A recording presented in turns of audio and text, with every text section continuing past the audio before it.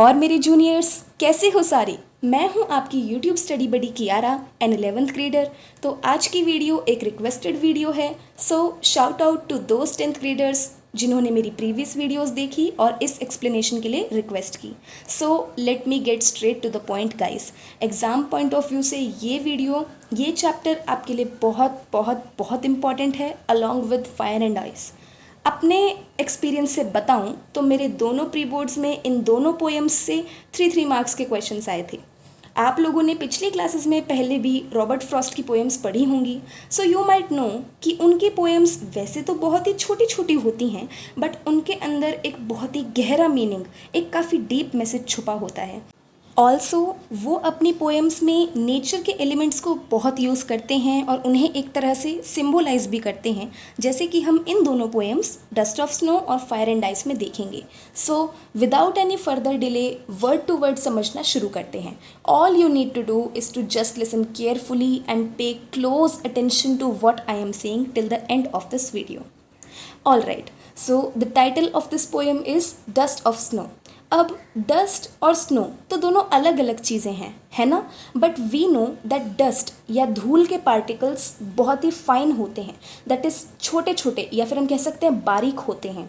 तो यहाँ dust of snow का एक्चुअल मीनिंग है fine particles of snow.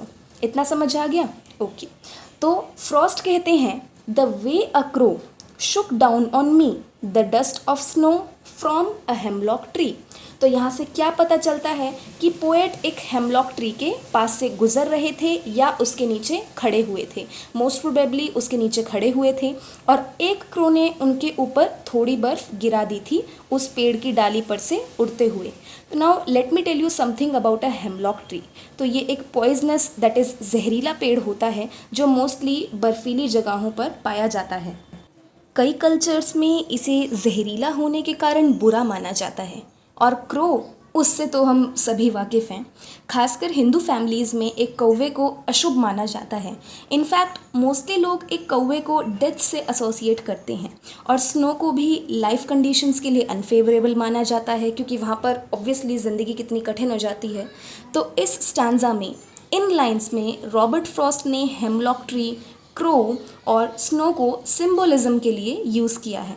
Because जैसा कि हमने पढ़ा, ये तीनों डेथ को सिंबलाइज करते हैं, बुरे माने जाते हैं, अनलकी माने जाते हैं।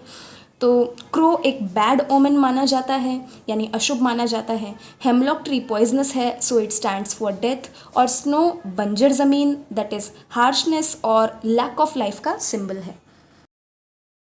तो ऑल इन ऑल ये एक बहुत ही डिप्रेसिंग सीन है जहाँ पोएट खड़ा है। एक तरह से वो दिखाना चाहता है कि उसका मूड कितना अपसेट था। Now moving on to the next stanza, Frost writes has given my heart a change of mood. This means कि जिस तरीके से हेमलॉक ट्री पर बैठे क्रो ने उड़ान भरते हुए उस पर अनइंटेंशनली, दैट इज़ जाने अनजाने में थोड़ी सी बर्फ़ गिरा दी थी, उसने पोएट के सैड डिप्रेस्ड मूड को चेंज कर दिया। And saved some part of the day I had rued. Rued होता है नापसंद करना या फिर रिग्रेट करना किसी चीज़ को कि काश ऐसा ना होता। तो ये सब कुछ हैपनिंग होने से पहले the poet was not happy with how his day was going. उसने बस उस दिन को तब तक वेस्ट ही किया था क्योंकि उसका मूड बहुत ही ग्लूमी और सॉरोफुल था। हाउएवर नेचर के कांटेक्ट में आकर उसका मूड ट्रांसफॉर्म हो गया, पूरी तरह बदल गया। Now he felt much better than before, और इस तरह से उसके दिन का कुछ पार्ट बर्बाद होने से बच गया। यू शुड नोट कि यहाँ सेव्ड सम पार्ट में एस के कारण पोएटिक डिवाइस एलिट्रेशन आया है। नाउ पढ़ने में तो बहुत ही छोटी सी पोएम थी, पर इससे हमें कितना कुछ समझने को मिला, right.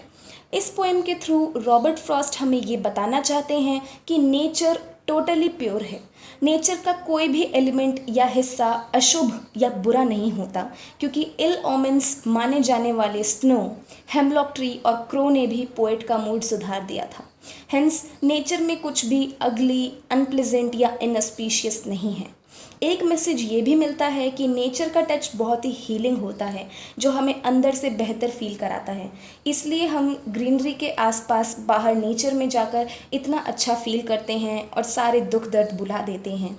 In fact guys I would like to tell you कि जो लोग डिप्रेस्ड होते हैं, जो थेरेपी के थ्रू जा रहे होते हैं, उनको बोला जाता है कि आप नेचर के कांटेक्ट में ज़्यादा से ज़्यादा आओ, क्योंकि वो ग्रीनरी हमारे अंदर एक हार्मोन को स्टिमुलेट करती है जिससे कि हम हैप्पियर फील करते हैं। तो नेचर का कांटेक्ट बहुत ही हीलिंग है। One more thing that we learn from this poem is कि कभी कभी बहुत ही छोटी छोटी अनइम्पॉर्टेंट दिखने वाली चीज़ें या बातें भी हमारी पूरी ज़िंदगी को बदल कर रख सकती हैं। जैसे कि केवल थोड़ी सी बर्फ़ गिरने से ही पोएट के मूड में इतना बदलाव आ जाता है। सो या that's it for today guys. I hope कि मेरे समझाने से आपको ये पोएम अब थोड़ी सी और क्लियर हो, आपको समझ आया हो कि रॉबर्ट फ्रॉस्ट अपनी पोएम में क्या कहना चाहते हैं, क्या हिडन मैसेज था। मैं जल्दी कोशिश करूँगी कि आपके लिए फायर एंड आइस की भी एक्सप्लेनेशन लाऊं, but before that I would like to remind you कि अगर आपको ये वीडियो पसंद आई हो तो do give it a big thumbs up and also comment below in the section to let me know कि आपको ये वीडियो कैसी लगी। अगर इम्प्रूवमेंट के लिए थोड़ी सी जगह हो तो प्लीज़ फीडबैक ज़रूर देना, और शेयर ज़रूर करो अपने दोस्तों और क्लासमेट्स के साथ, ताकि हमारी फैमिली धीरे धीरे और बड़ी हो सके एंड हम जल्दी 10K रीच कर सकें। Thank you so much for watching guys. Bye bye.